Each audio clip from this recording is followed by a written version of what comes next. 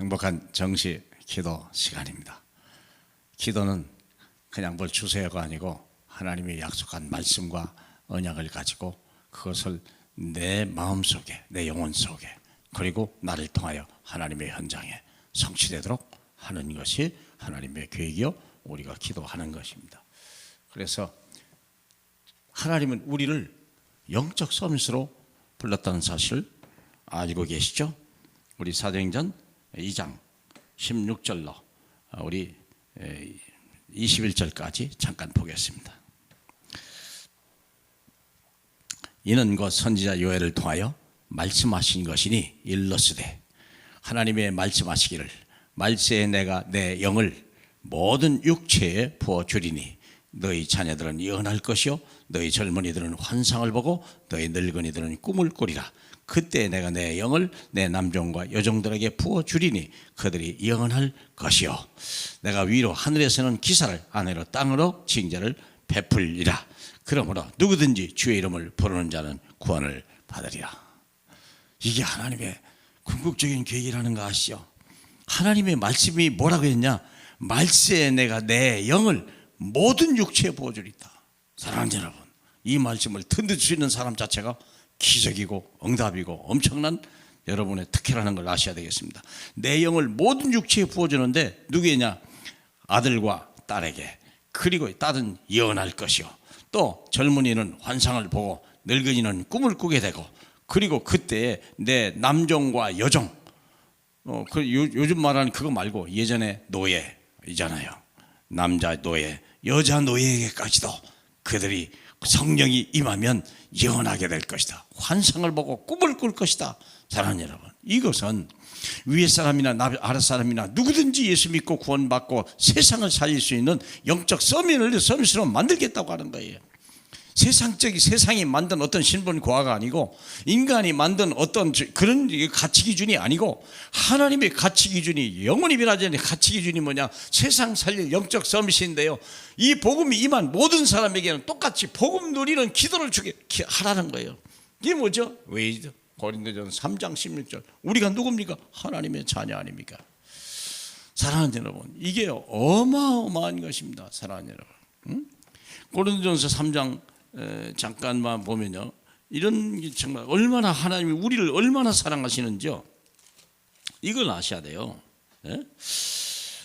이 3장 9절에 보니까 너희는 하나님의 밭이라고 그랬고 너희 하나님이 뭘 심는 것 심고 거둘 수 있는 밭이요 너희는 하나님의 집이요 그 위에다 집을 짓는 것이요 또 16절에 보니까 너희는 하나님의 성전이라고 그랬어요. 하나님이 무엇이든지 우리를 그대로 쓰시겠다는 거예요. 집 짓는 사람입니까? 농부입니까? 아니면 성전에서 일하는 사람입니까? 그대로 쓰시겠다는 거예요. 얼마나 놀랍습니까?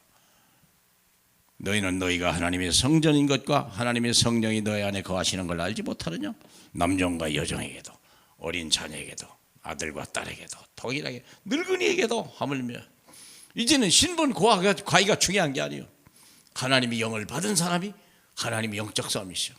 그러면 그분 속에 나의 뇌 속에 내 마음과 생각 속에 영혼 속에 뭐죠? 오직 복음, 하나님의 영. 끝난 거예요. 우리 인생의 불행은 하나님을 떠났기 때문에 그래요. 떠남으로 우리가 뭐 가지고 영이 죽었거든요.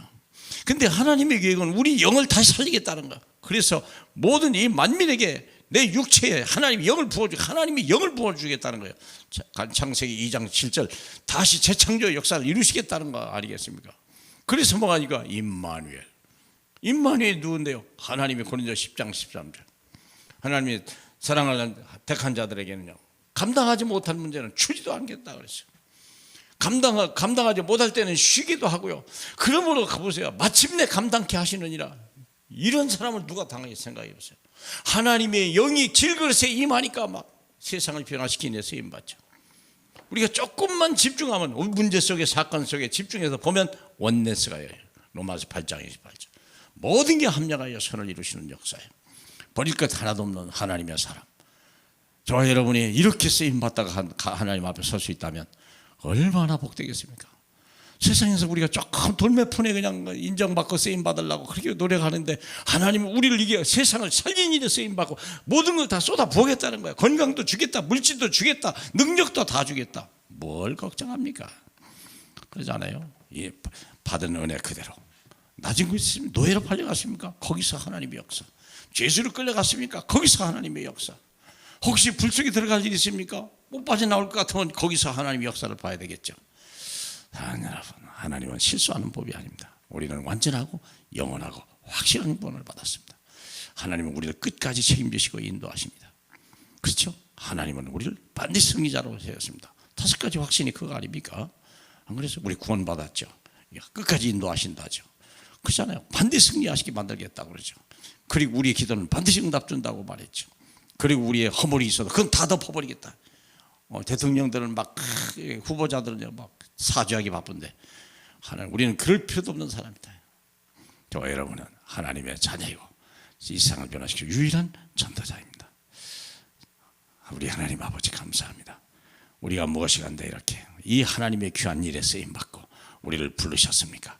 하나님 아버지, 세상 주관자도 이걸 하지 못하는데 하나님 모든 돈을 가진 자도 자기를 위해 썩을 육체를 위해 살아가지나 우린 영혼을 위해 살아갈 수 있는 이 시대의 전도자로 빛의 사람들로 불러주시니 감사합니다.